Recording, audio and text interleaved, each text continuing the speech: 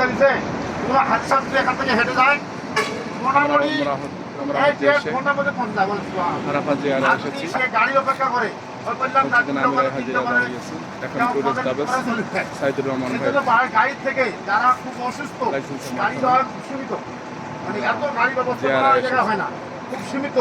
যারা অসুস্থ হাঁটতে পারে না চলতে পারে না তাদের জন্য গাড়ি ব্যবস্থা করা হয়। কারণ ধারণা করা বলে আমি অসুস্থ আমি গাড়ি বসো গাড়ি বসো কটার সময় নিয়ে দেখেন। হ্যাঁ এইবার আসলে ফজরের পরে কিছু লোক দিচ্ছে ফজরের পর, হ্যাঁ এমন অবস্থা। তা আসলে এটা ইয়ার কারণে তো যত তাড়াতাড়ি পারে হাজিরা দ্রুত হানি চলে যায়, এটাই সবচেয়ে উত্তম। এই মসজিদে নামলে কয় অক্ট নামাজ হয়? 2 অক্ট। কোন নামাজ? জোহর আর আসর। এই জায়গায় খুতবা দেওয়া হয়। এই জায়গায় কি দেওয়া হয়? হজের খুতবা এই জায়গায় দেওয়া হয়। হজের কোনো নির্দিষ্ট নামাজ নাই, হজের কি নাই নামাজ নাই, শুধু আরাফার ময়দানে অবস্থান করাটাই ফরজ। এটা না করলে কোনো হাজির হজ হবে না। এই অবস্থান করাটাই হলো হজ। বলেন সুবহানাল্লাহ। আমরা যেমন ওই যে 2 রাকাত নামাজ পড়ি ঈদুল আজহা বা ঈদুল ফিতরের, এরকম কোনো নামাজ নাই। আমরা উঠান করি।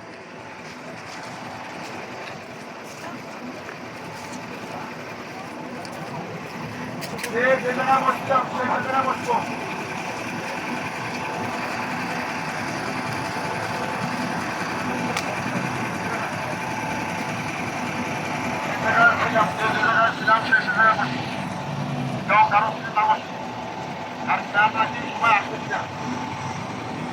সবাই আসবে কিনা তো কাল রাখি।